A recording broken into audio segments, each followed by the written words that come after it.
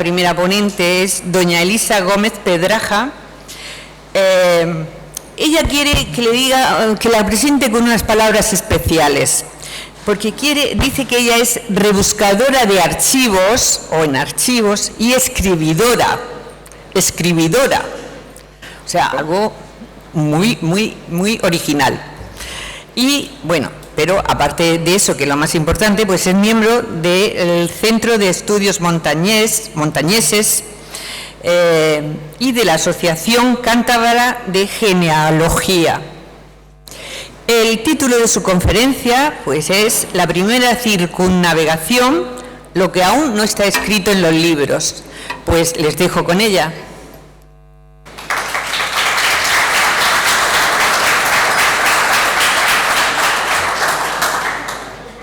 Como empecemos fallando, me pongo nerviosa, ¿eh?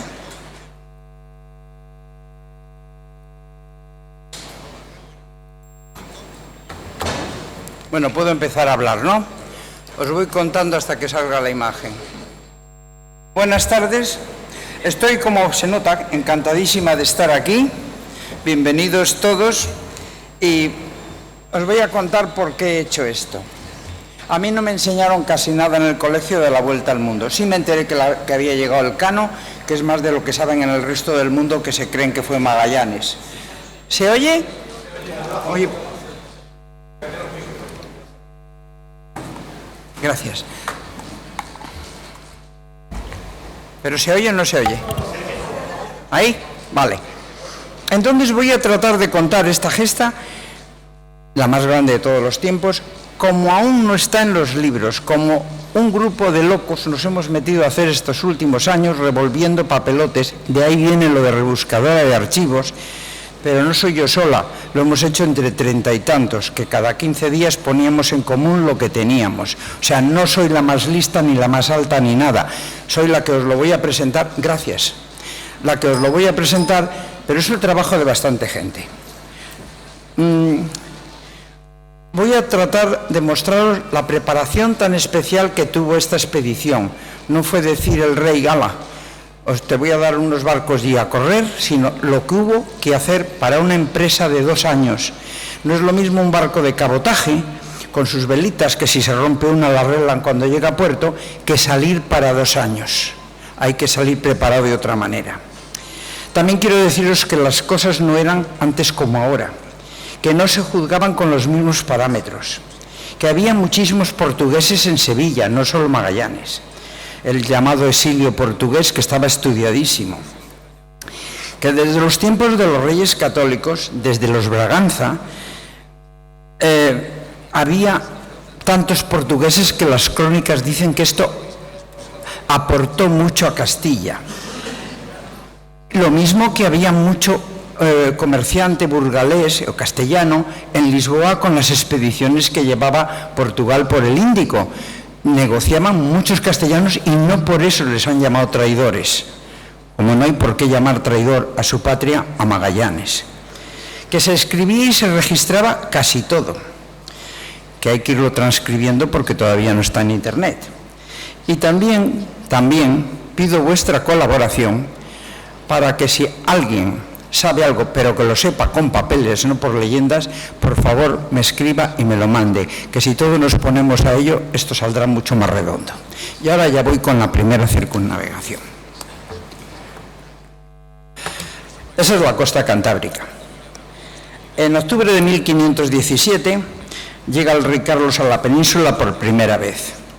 Viajó en el Engelgen, que era un barco de su cuñado, el rey Cristian II de Dinamarca, y le acompañó su hermana doña Leonor, y esto sí está en los libros, con un gran séquito. Pero por alguna razón siempre hemos creído que por miedo, por lo que sea, no entró en Santander, que es donde le estaban esperando, y se fueron hasta Tazones, en Asturias. Y en Tazones no le esperaban y casi le reciben a pedradas y a palos, porque creyeron que era una invasión. Bueno, esto se fue solucionando. Este es el rey Carlos, que es el del sombrerín de abajo, y ahí está el emperador Maximiliano, su padre y su madre, y una hermana. Es la familia. Ya antes, cuando era niño, antes de morir la reina Isabel, Ya le quisieron traer a España, pero Maximiliano no cedió, porque le querían educar en España, pero no cedió. Entonces ese niño, cuando llegó con 17 años, ni hablaba castellano ni sabía nada de España, pero sin embargo estaba suficientemente preparado para otras cosas. Al llegar a Tazones hubo problemas que se fueron solucionando y siguieron a San Vicente de la Barquera, y en vez de entrar en Santander, que había amenaza de una peste, siguieron por Cabuérniga para arriba para llegar a Valladolid. Tardaron 2 meses en llegar a Valladolid. Entonces, ¿qué pasa? Que durante el viaje al nuevo rey tuvo bastante tiempo para ir pensando qué reino había heredado. Y porque tardó más de 2 meses en llegar a Valladolid. ¿Así? A ver, ¿así sí? Vale. Vamos a ver, nada más llegar, firmó una real orden destituyendo, pues ahora no hay nada. Ahora, es el cardenal Cisneros. Nada más llegar, o por el camino casi, firmó una real orden destituyendo al cardenal Cisneros, que era muy mayor, y le había pedido audiencia para ir a donde él estuviera, pero le destituyó. Lo que pasa es que la orden llegó cuando ya el viejo cardenal había muerto. Otra célula que firmó es su hermano don Fernando, que había nacido en Alcalá de Henares y se había criado en España y hablaba castellano y era de algún modo el favorito, decirle que se tenía que ir para Flandes. Una real orden que tenía que embarcarse. No se marchó hasta mayo del año siguiente, pero le quitó de en medio. Y otra cosa que hizo don Carlos es conocer a la viuda de su abuelo don Fernando, a Germana de Foix, que cuentan que era doña Úrsula Germana, sobrina del rey francés, juvenil en demasía, frívola y bailarina, a pesar de ser coja, glotona, gordinflona y altanera, y de fisonomía apacible y nada obtusa. Pues la frecuentó bastante, y al año siguiente, en 1518, nació una niña, a la que pusieron Isabel de Castilla, y la depositaron en un convento y nunca más se supo. Pero a la muerte de doña Germana, esta niña monja heredó un magnífico collar de 133 perlas gruesas. Ese es el dato todo lo que hemos encontrado de la pobre Isabel de Castilla. Otro que andaba revolviendo en aquel tiempo, en octubre de 1517, fue Martín Lutero. Martín Lutero, que clavó sus 95 tesis en la puerta de Wittenberg, y con ello se creó un auténtico problema para toda la cristiandad, que involucraba al Papa, a los reyes, a los emperadores y a todo el mundo. Y coincidiendo con estas fechas, el que también llega a finales de octubre a Sevilla es Magallanes. Magallanes había estado en la India, eso os lo cuento luego. Venía porque se había enfadado con el rey Manuel de Portugal. El Magallanes, que llegó a Sevilla en ese otoño, era un fidalgo portugués de aspecto no muy brillante, pero con unas ideas muy claras. Había estado en Goa con Almeida, había estado en la conquista de Malaca, incluso puede que hubiera llegado mucho más al oeste, y también era amigo de Francisco Serrano, que eso lo sabéis por los libros, que era un importante personaje portugués que se quedó en el Índico, y es el que le insistía que fuera por allí, que podía hacer muy buenos negocios. Con Almeida es con el que fue a toda la campaña del Índico, y Magallanes venía ya muy zurrado, porque había estado 6 o 7 años en el Índico. Entonces, cuando llega a Portugal, esto que quede claro, en ningún documento de la época se menciona que Magallanes le ofreciera al rey Manuel un proyecto de ir por el oeste en busca de las especias. Eso ocurrió con Colón, pero no con el rey Manuel. Al llegar de las campañas del Índico, 8 años de servicios a Portugal, pidió algunas prebendas y el aumento de su moravía, que era la pensión que cobraba al mes, cosa que no se le concedió y siguió reclamándolo. Y además que habían matado a su caballo, o sea que también reclamaba por el caballo, que está en los documentos. Volvió a pedir algunas mejoras y 100 reis de aumento, que es lo que se llamaba un tostón, que ahí me entero yo que 100 reales es un tostón. Entonces quedó muy disgustado y pidió permiso al rey Manuel para ir donde le hicieran merced, y el rey le contestó que hiciera como quisiera, que nada se lo impedía. Quiso besar la real mano, pero el rey no se la dio a besar.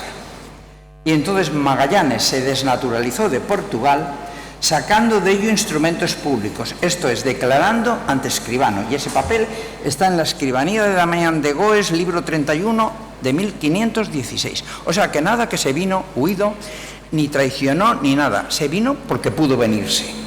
O sea, las traiciones hasta donde son. Sobre todo que no pensemos que con el Tratado de Tordesillas se había solucionado todo. El Tratado de Tordesillas para ahora ya tenía 20 años y los portugueses seguían enviando sus barcos a donde les daba la gana. De hecho, iban al Caribe y habían cartografiado la Florida. Se nos está olvidando que paralelo a Colón, 3 años después, siempre que hablamos de los hijos de la Gran Bretaña,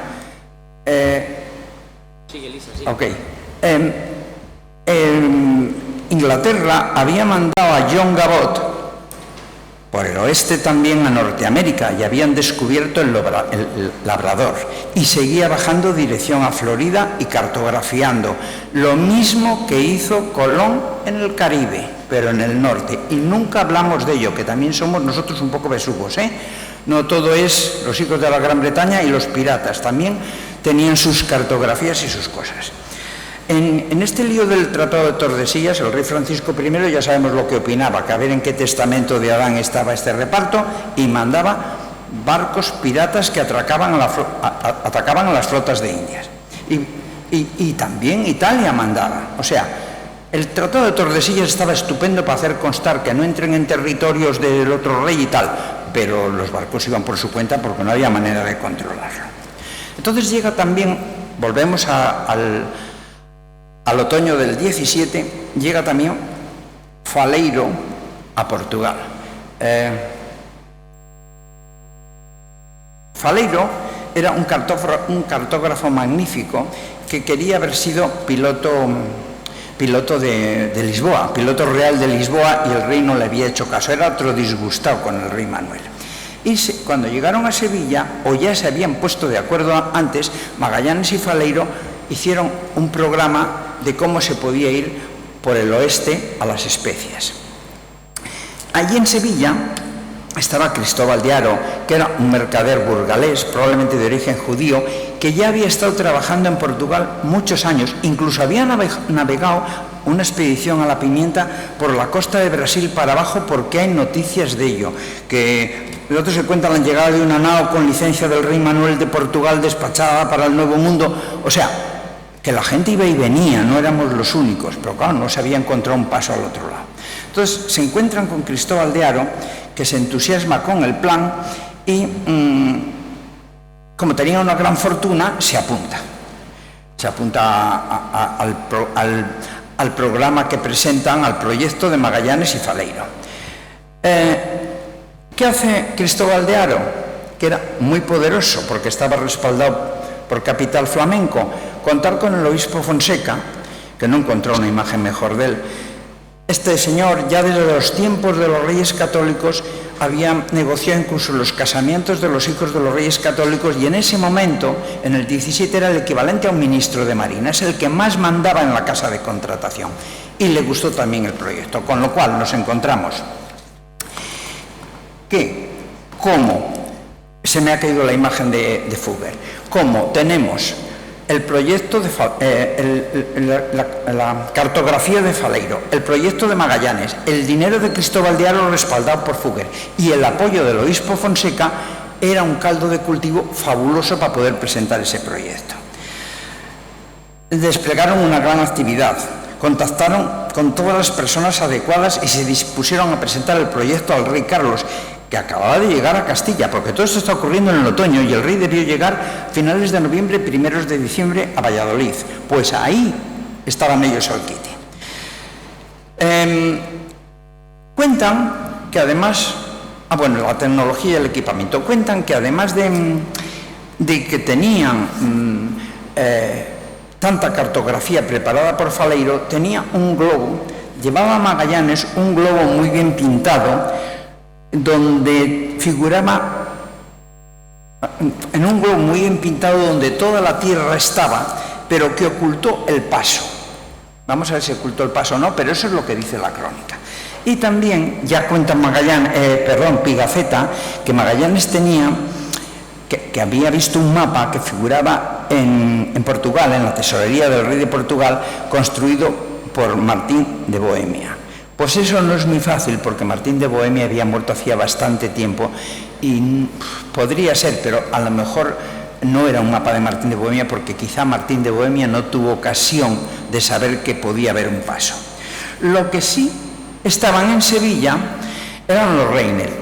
Jorge Reynel se había venido también disgustado con el rey Manuel y estaba haciendo ese mapa.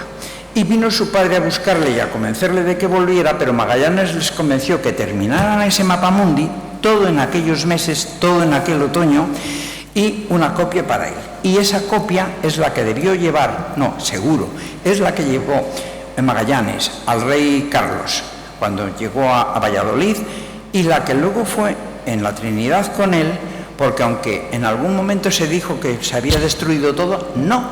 Cuando volvió todo lo de la Trinidad años después con Gonzalo Gómez de Espinosa, volvió ese mapa. Ahora se ha perdido, pero regresó. O sea, que ese mapa que estáis viendo es más que probable, el original, esto es una copia, que fue era el que llevó Magallanes en la mano para mostrarle al rey Carlos. Siguen a la corte, que era itinerante, porque el rey estaba conociendo su pueblo, y por fin, nada más que en marzo del 18, fijaros si pudieron hacer presión, el rey estaba encantado con lo que le proponían, ya se firman las capitulaciones de Valladolid. Y con esta firma Magallanes se hizo fuerte, y con esta firma afrontó todo lo que vino después y no cedió un ápice en nada. Tenía poderes del rey para ser el capitán general, y ya podían cambiarle los demás capitanes, que el que mandaba era él. Cristóbal de Haro se ofreció a pagar la expedición, nada más que quería que la abanderara el rey Carlos, que la abanderara Castilla. Él pagaba con el dinero de los Fugger, lógicamente, pero el rey contestó que se pague de los 6.000 ducados que me han enviado de las Islas Fernandinas. Entonces yo me fui a buscar qué flota de Indias había llegado antes de marzo del 18. Y la flota que había llegado era la de Pero González Nájera. Y en la tripulación de Pero González Nájera, que sí trajo 3.000 ducados y 3.000 la de otro, o sea, entre los dos los 6.000 ducados, en la tripulación de Pero González Nájera venía Juan de Santander, mi paisano. Antes del embarque con Magallanes. Se había hecho la flota de Indias del año 17. El grumete de la Trinidad ya había estado en el Caribe. Eso lo digo porque pasos de mi tierra y una hace patria. Las 5 naos se compraron en el mercado. Bueno, el emperador le dijo que le iba a abastecer 5 naos para 2 años y tal. Entonces las 5 naos se compran en el mercado libre de Cádiz y se llevaron a Barrameda, y allí con los pilotos fluviales se subieron hasta Sevilla para carenarlas y ponerlas a punto, lo cual costó, ahí están carenándolas, costó un 57% más del precio. O sea que dentro de que eran unas naves regularcillas, las pusieron bastante, las prepararon todo lo que pudieron. Había muchos espías, y había espías continuamente del rey de Portugal, pues diciéndole que nada, que esas naos no iban a llegar a ningún lado, que tal y que cual. Pero el rey Manuel se mosqueó, como tenían la experiencia de lo que había pasado con Colón, se mosqueó. Y entonces cundió el pánico y convocó un consejo de emergencia. Y ahí el obispo de Lamego opinó que ya que no se había parado a tiempo a Magallanes, ahora convendría eliminarlo. Con lo cual Magallanes, en España, que se enteraron porque el hijo de Colón, Hernando Colón, fue disfrazado a Portugal y se enteró de cómo estaban las cosas, le tenían con protección al oscurecer tanto a Faleiro como a Magallanes. El obispo Fonseca no quería que se le chafara la expedición y tuvo que tener protección. Aquí entra Mientras tanto, Sebastião Álvarez, un espía de Portugal, estaba chinchando continuamente a Magallanes que lo dejara, que volviera a Portugal, que el rey le iba a recibir muy bien, y no. Y en el último momento, todavía en agosto del 19, cuando ya iban a salir, se lo volvió a ofrecer. Y Magallanes contestó, y esto está escrito, que seguiría fiel al rey Carlos, que don Manuel ya tuvo su oportunidad. Por lo tanto, estaba seguro que quería navegar para Castilla. Aquí entra el duque de Medina Sidonia, que yo no había oído hablar de él. El duque de Medina Sidonia, don Juan Alonso Pérez de Guzmán el Bueno, era el señor de Barrameda, el principal magnate del reino de Sevilla, con un gran poder en la corte, y había sustituido a su hermano, que era el heredero, en el título y en el lecho, por ponerlo fino. Le había incapacitado a don Alfonso, este señor, a su hermano don Alfonso, y anulado su matrimonio por impotente y mentecato, que no sé cuál de las dos cosas es más grave. Así. Y se había casado, además, con su cuñada, que era nieta de don Fernando el Católico, era hija del obispo de Zaragoza, Ana de Aragón. Y siguieron su vida, y este señor estaba forrado de dinero. Y el duque tenía espías y gente infiltrada en todos los lados, y fue el que controlaba todo lo que pasaba en Portugal y le daba el aviso a Fonseca, y Fonseca protegía a Magallanes. O sea, eso es la intrahistoria. El rey decidió en un momento dado limitar el poder de Magallanes, porque Magallanes se le subió un poco a las barbas y no comunicaba nada a los demás capitanes. Los capitanes estaban descontentos y limitó el número de portugueses que tenían ir, pero al final no se cumplió porque hizo falta gente. Es que no era tan fácil enrolar gente para 2 años a lo desconocido, claro. Ahora vamos con los preparativos. Y no, por favor, que alguien me pare en un cuarto de hora para saber que me queda poco. Una expedición tan especial, la más larga de la corona española, tenía que ir bien. Paralelamente a comprar las naves, se ordenó sembrar suficiente cáñamo para poder tejer las velas y hacer la cabullería. No se iba a comprar metros de lona. Y se fijó a qué distancia se plantaba y se vigiló para que fueran más largas las tramas para poder tejer.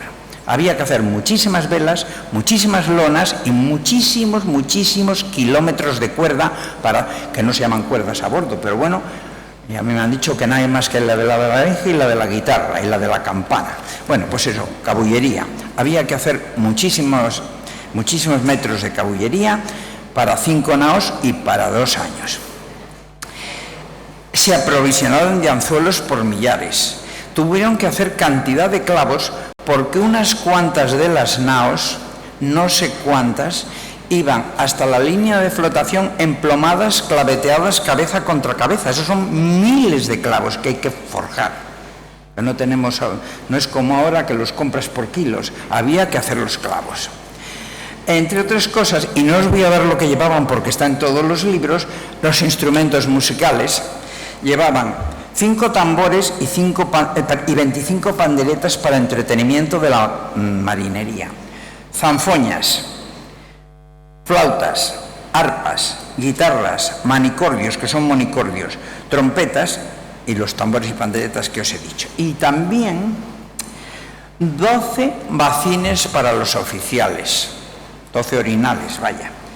Pero además 5 más, que debe ser uno para cada nao, para la enfermería, para los dolientes. Esto me parece una anécdota curiosa, porque claro, estás muy mal, no puedes ir a la huerta.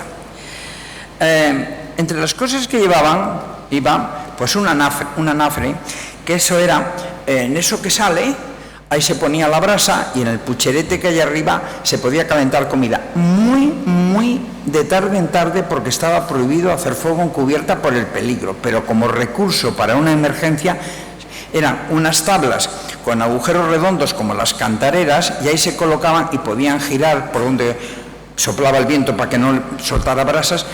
Llevaban, pero no consta mucho que los pudieran utilizar porque estaba prohibido.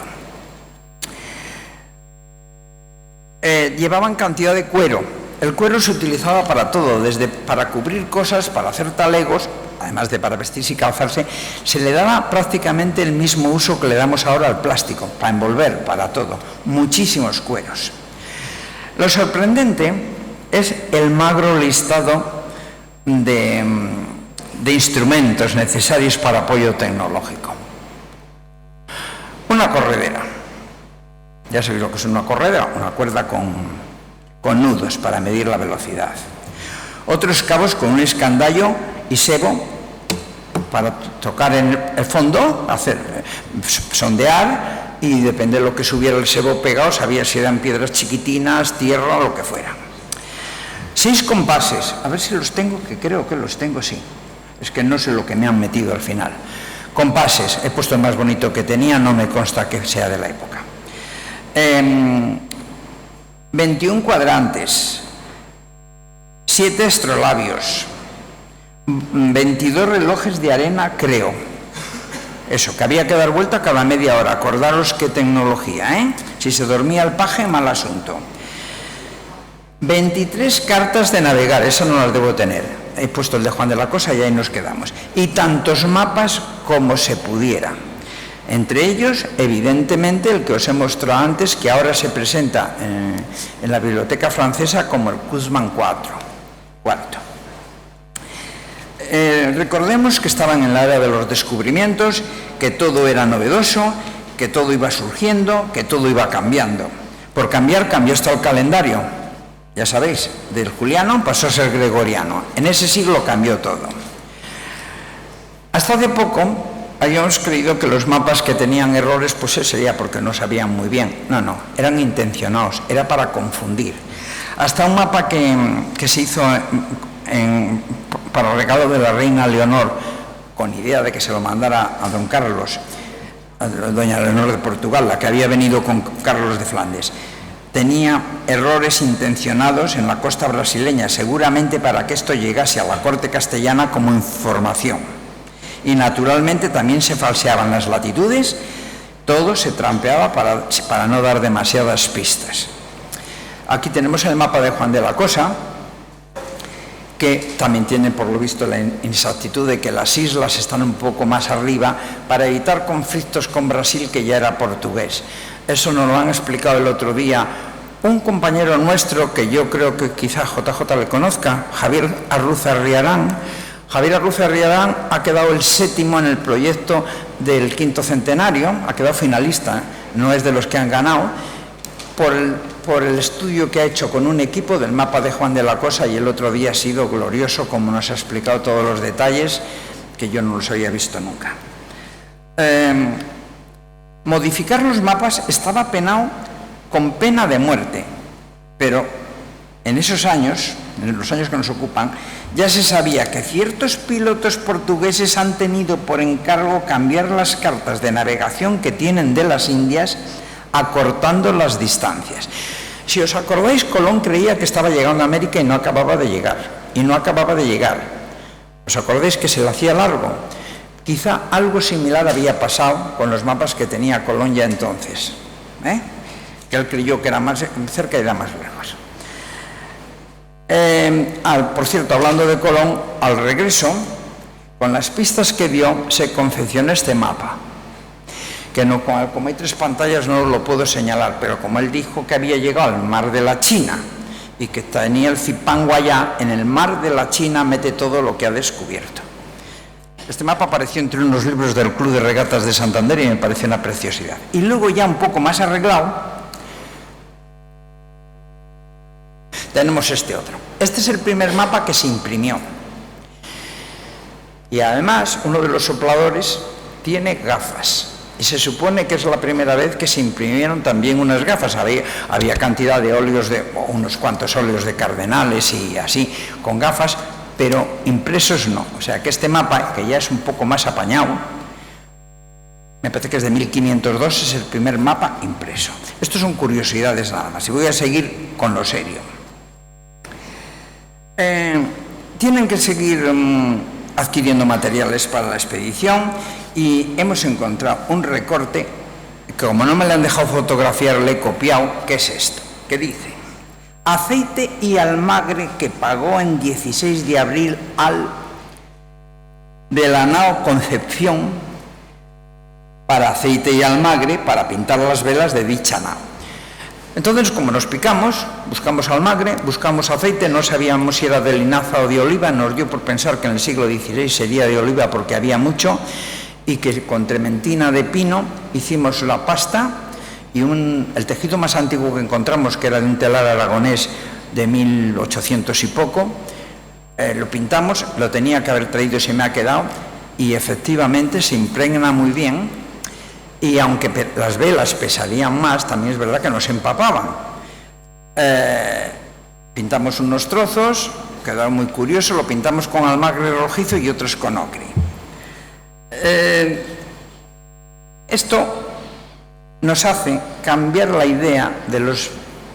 Claro, tener en cuenta que los primeros barcos que hemos visto navegando eran grabados en blanco y negro. Pues vamos a tenernos que olvidar de que los barcos eran negros y que las velas eran blancas como gaviotas en el mar, porque eran puro colorín. El amigo que descubrió este papel me dijo: Elisa, ya tienen el color de las cuevas de Altamira, del bisonte, de ese color eran las velas, olvídate de las gaviotas preciosas. Esas eran las velas. Esto es una curiosidad que ha aparecido. También me consta que los pesqueros de aquella época, tanto gallegos como asturianos como cántabros, teñían con tanino tanto las redes como la cabullería, porque lo fortalecía. Y eso es un dato que me dieron en el Museo Marítimo de Santander. Bueno, pues ya se ponen a enrolar tripulación y no es nada fácil, porque al mismo tiempo iba a salir otra escuadra que la llevaba Gonzalo Dávila, que era de 3 naos y llevaba dos desmontadas arriba a bordo, para cruzar al otro lado, ya iban buscando cruzar al otro lado de Panamá porque por allí había algo. Entonces, claro, tenía prioridad esa expedición y era más fácil ir al Caribe que enrolarse por 2 años a lo desconocido. Entonces, Magallanes no tenía muchos medios de comunicación. Lo que hizo fue dar orden de que se pregonara en la plaza de la Catedral de Sevilla, en las gradas que suben a la catedral, en todas las riberas del Guadalquivir donde se reunía gente, en los mercados, pero en todos los sitios se encontraba con la cosa que mejor se enrolaban en la otra. De todos modos, por fin se completó, y este es el listado, parte del listado de la tripulación de la Trinidad, que fue la nao que mandó Magallanes. Y ahí tenemos en una flechita Juan de Santander, y más abajo el otro montañés entonces, que no cántabro, Gutiérrez Tuciano, que no volvió, que murió 2 días antes de llegar a Filipinas. Esa es la prueba de que esos 2 chicos viajaban con el propio Magallanes en la Trinidad. Vale. Como veis, yo acerco siempre el asco a mi sardina, porque como yo trabajo a Juan de Santander, ahí lo tenéis. Las 5 naves por fin parten de Sevilla el 10 de agosto del 19, con la marea, entre repiques de campanas, disparos de artillería, rezos, bendiciones y cantos y tal. Pues no salieron así. Salieron en varios días, escalonadamente, y más bien remolcadas por los pilotos Guadalquivir abajo. Y de hecho no se reagruparon en Barrameda, en Sanlúcar, hasta el día 20. Desde el día 10 al 20 ya se pudieron ver. Lo que sí sabemos es que estaban apareciendo casos de peste en Sevilla, y entonces Magallanes dio orden de zarpar, porque si no se iba a cerrar el puerto. O salía zumbando o se cerraba el puerto. Pero cuando llegaron a Barrameda estaba allí abasteciéndose la otra armada, y claro, se tuvo que tirar 40 días hasta que la pudieron atender a él. Mira, el tiempo que estuvieron las 2 armadas, la de Dávila y la de él en Barrameda, o sea, y la de Magallanes en Barrameda, causaron algunos destrozos, que tenemos aquí las facturas de lo que hubo que pagar por las viñas que estropearon y tal.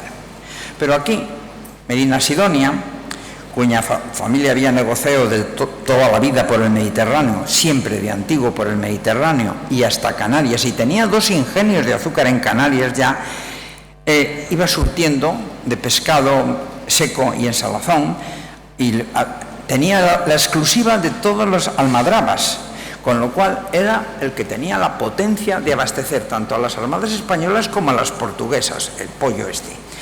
Entonces, al tener sus espías, les iba avisando de que también había una flota portuguesa montando guardia para cuando saliera Magallanes impedírselo. También sabemos que aunque Cristóbal de Haro, muy interesado económicamente en este viaje, siguió a las naves por tierra hasta ver cómo se abastecían y vigiló el abastecimiento, pero los capitanes no, porque Magallanes seguía el día 24 de agosto en Sevilla porque hizo testamento allí, que dejó beneficiaria a su mujer, al hijo que ya tenía y a lo que tuviera porque estaba embarazada otra vez. O sea, que los capitanes no bajaban en los barcos, eso avala que los bajaron pilotos remolcados. Todos sabemos que si hay un piloto que remolca no hace falta que el capitán no hace nada. Vamos, hace lo que tenga que hacer, pero si no pasa nada. Entonces, a los pocos días de estar en Sanlúcar, apareció el capitán general y otros capitanes en lanchas. Lo digo porque en los libros viene que se partieron y ya está, pues no fue tan así. Y al menos otro capitán tampoco embarcó en Sevilla ni hizo el viaje en lancha, que fue Juan de Cartagena, porque al pirarse un poco Faleiro, le quitaron del mando de la Concepción y nombraron a Juan de Cartagena, que era pariente del obispo Fonseca. Entonces Juan de Cartagena llegó, hay una anotación que dice que se pagaron a Juan de Cartagena que vino en postas. Y está registrado en el archivo de Indias, o sea, que ese fue en coche de caballos. El duque de Medina Sidonia le seguía informando de todo y después de una escala de 40 días en Sanlúcar y de tener problemas como los vecinos, como os he dicho, por fin zarparon. Zarparon y se dirigieron a Canarias, a Tenerife, pero no a Santa Cruz de Tenerife como hemos estudiado. Santa Cruz de Tenerife... Ay, perdona, que eso es Barrameda, perdón. Pasado, pues me queda muy poco, ¿eh? Quiero decir, me queda muy poco tiempo. ¿Cuánto tiempo me queda de verdad? ¿Dónde está? ¿Cuánto tiempo tengo? Mal, voy mal. Cuando se acabe, se acabó el tiempo, ¿eh? Vamos a ver, no entraron en Santa Cruz de Tenerife, que entonces ni figuraba en el mapa. Tenían muy poco ganado para abastecerles, el agua era salobre, no podían cargarle. Donde entraron fue en Garachico. ¿Pero qué ocurrió con Garachico? Que en 1700 y pico lo destruyó un volcán y no se volvió a hablar de ello. Vamos a ver, ¿veis? Ahí tenéis el mapa de la isla de Tenerife, pone isla de Tenerife y Garachico, ni siquiera figura Santa Cruz.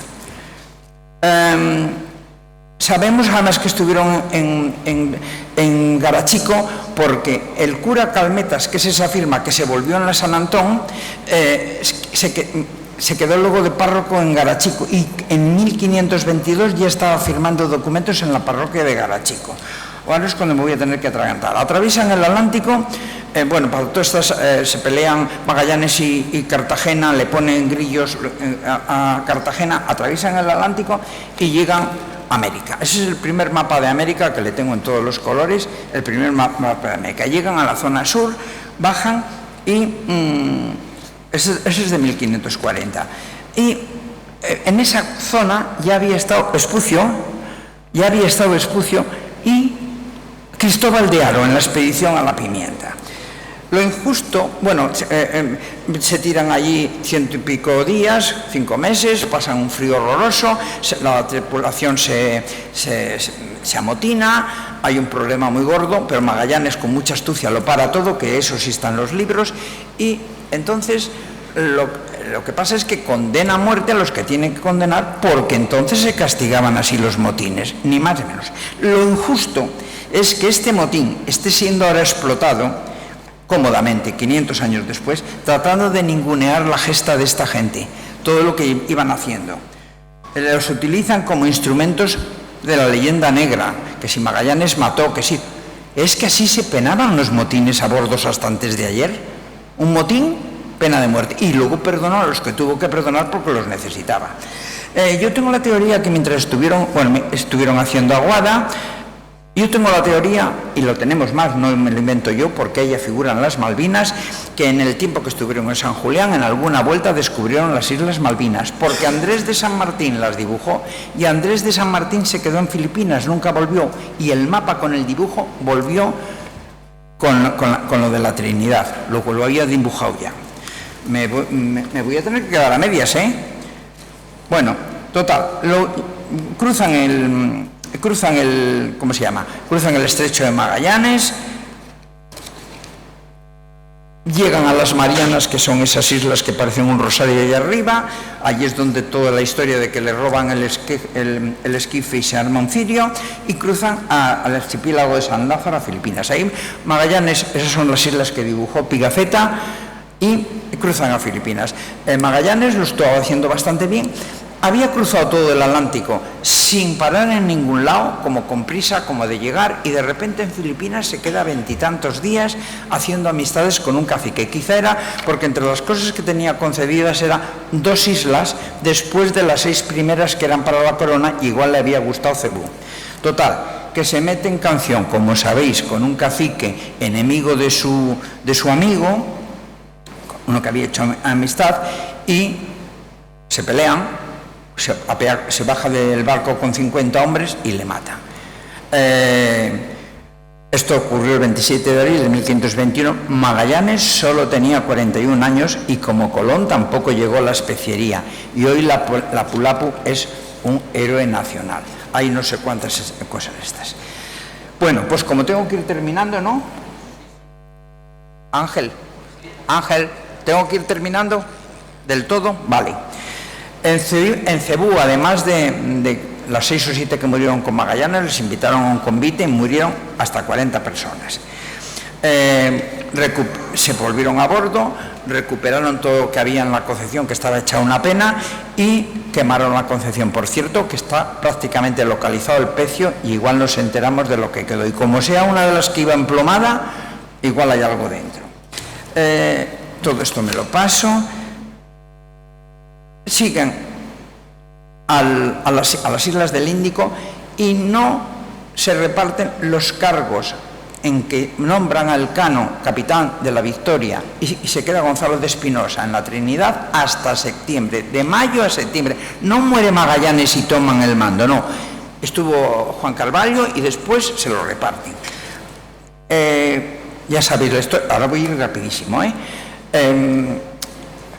el Cano deciden salir el día 8 de diciembre, la Trinidad hace agua. Ahora se piensa que fue al cobrar el ancla que golpeó. Yo no creo que sería tan grande el ancla, pero parece que la vía de agua, como estaba medio carcomida, pudo causar esa vía de agua. Entonces se tienen que quedar, se despiden. De que el Cano no venía con tanta facilidad por el Índico, da fe que todos hicieron testamento y se los dejaron a la Trinidad para que cuando volvieran lo trajeran. Luego la gente que venía con el Cano venía, pero no venía tan segura de llegar. Se tiraron varias semanas, 9 semanas esperando a pasar por Buena Esperanza, que se llamaban las tormentas y acababan de cambiarlo para no asustar a Cabo de Buena Esperanza, y tiran para arriba y hacen una escala en Cabo Verde, porque no pueden más, porque no tienen comida, porque se está muriendo gente. Y allí es donde se quedan 13 prisioneros porque descubren que habían estado en el Maluco. Y por fin llega, voy a la carrera, tiran para el norte, suben hasta los Azores, entran en Barrameda y ahí entra la nao, que se sienta a escribir una carta al rey Juan Sebastián Elcano lo primero y otra a la casa de contratación contando lo que había pasado. Esa es la firma de Juan Sebastián Elcano. Esta es la carta que le escribe al emperador, pero esto lo tenéis en los libros, aunque yo me lo salte, lo habéis leído, lo habéis visto todos. Y días después, el día 9, ya llegan a Sevilla. Ahora sí termino, Llegan a Sevilla y se van a Nuestra Señora de la Victoria, a Triana, en camisa, descalzos y con un cirio, que este año han ido y han llevado uno por Juan de Santander en mi nombre.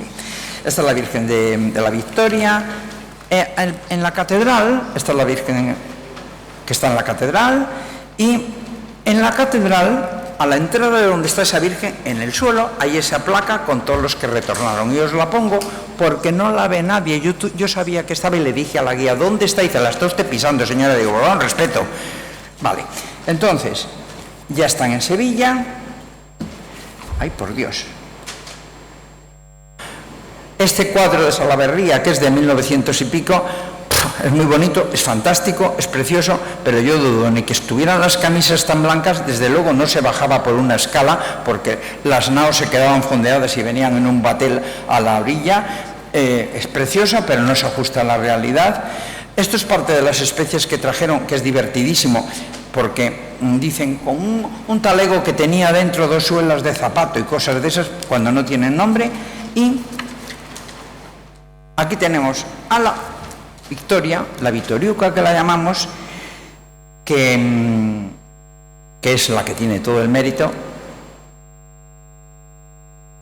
¿Qué pasa con la música?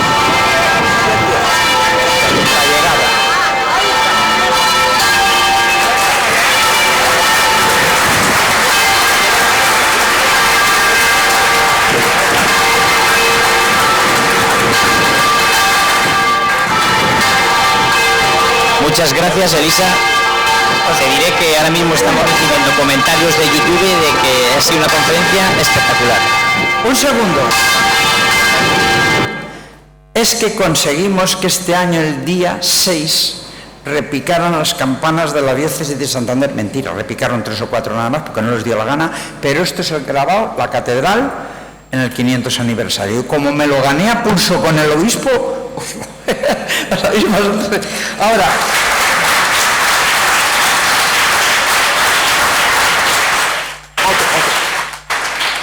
el trabajo completo, que es esto, le voy a dejar ahí para que me pongáis, o ya hay unos papeles, ponéis el correo electrónico y el que lo quiera mañana se lo envío completo por correo electrónico. Ahora ya.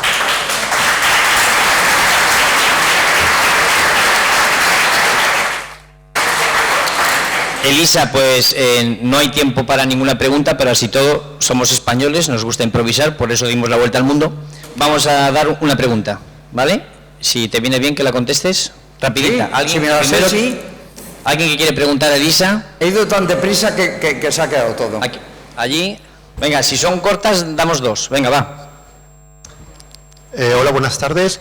Sí, debido a que se ha quedado claro que Portugal intentó sabotear e intentar impedir la exploración de Magallanes, ¿cómo hoy en día casi se adjudican ellos la epopeya? Incluso se celebra, lo están conmemorando como algo propio, incluso hasta el gobierno de España comparte el 5º centenario con instituciones portuguesas como algo común, como un proyecto que fue de ambos a la vez. Y por lo que usted ha comentado, parece ser que Portugal intentó impedirlo. Mira, no sé muy bien cómo ha ido ese tema. Yo solo sé que mi grupo de 32 personas lleva 8 años, desde el 14, trabajando este asunto. Sé que al principio no quisimos saber nada con Portugal, pero ya Portugal tenía hasta en las cafeterías, que yo estuve en Oporto, sobrecitos conmemorando el 500 aniversario. Entonces dijimos, hay que ceder para poderlo celebrar porque nos lo están pisando. La expedición fue española, me da igual si eran portugueses o turcos o rumanos. La expedición fue española, la pagó la corona de Castilla. Es una expedición nuestra, un éxito nuestro. Tengo que decir que empezamos con muchísimo ímpetu y muy bien, y no es que lo diga yo, lo dice Tomás Mazón, lo decimos los que nos reunimos habitualmente, porque claro, hoy en día estás en contacto con todo el mundo. Así como empezó todo muy bien y Sevilla aportó mucho, se ha ido quedando a pocos y el final ha sido mérito de personas privadas en Sevilla. Concretamente, el ir con los 18 cirios el día 6 de este septiembre a Triana, como fueron, y que llevaban uno en nombre mío a Juan de Santander, claro, porque yo le he investigado, no es por nada, pero fuera está el libro. Se lo dijeron al párroco de Triana y dijo que eso no era importante, en pleno 5º centenario, y se llevaron a un cura malagueño amigos. Lo estuvieron comentando con la gente que se iba acercando a Triana y dice, y al final acabamos como en Timor, todos abrazados y llorando, porque hay que ver. Era el 6 de septiembre, por ejemplo.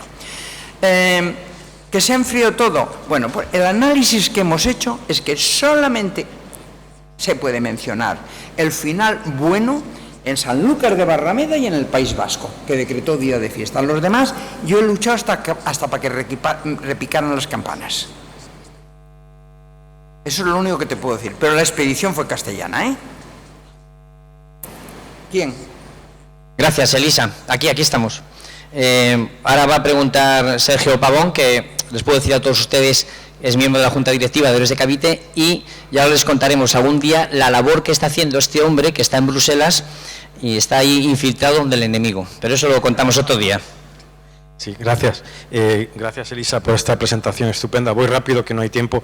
Y va un poco relacionada con la pregunta de esta persona. Ese acuerdo bilateral que se firmó entre una ministra española y su homólogo portugués, en el que se cerraba la controversia y, por tanto, la autoría de la Vuelta al Mundo pasaba a ser de dos naciones y no de una. No sé si tendrás respuesta para esto, pero ¿qué poder legal da a la historia a partir de ahora? ¿Cómo se puede reescribir ese acuerdo? ¿Qué validez tiene para que ahora un historiador como usted diga, no, fue una hazaña de una sola nación y no de dos? Nos podemos encontrar con un problema a la hora de que historiadores como ustedes quieran tener una línea que diga lo contrario después de ese acuerdo bilateral. Gracias. Pero no deja de ser mi opinión personal, que fue, vamos a ver, el que se haya celebrado con Portugal es porque había mucho portugués, no porque la expedición fuera portuguesa, es porque había un gran número de portugueses que también se murieron por el camino. Yo creo que por eso fue. Yo no digo que fue una expedición conjunta España-Portugal, para nada, la expedición fue castellana. Lo que ocurre es que la celebración la estamos haciendo en conjunto, por la cantidad de portugueses que hubo y porque además es que Portugal ya se lo había adjudicado. Y una de dos, o te achicabas y dejabas que lo celebraran todos ellos, o tratabas de hacer algo paralelo. Es que fue muy difícil. En 2016 ya había azucarillos en las mesas de la expedición de Magallanes portugués a buscar el canal. ¿Qué ibas a hacer? Por reivindicar que lo pagó Castilla, pero celebrarlo con Portugal porque había mucho portugués. Esa es mi opinión, ojo, que yo creo que es que nos teníamos que haber movido antes. Yo creo que nos teníamos que haber movido el 11 o el 12, como hizo Portugal. Pero como todo lo dejamos por última hora porque todavía falta mucho, pues es lo que ocurre. Creo yo, pero que conste que esto es mi opinión, mi sentir. Muchas gracias, Elisa. Lo sentimos, pero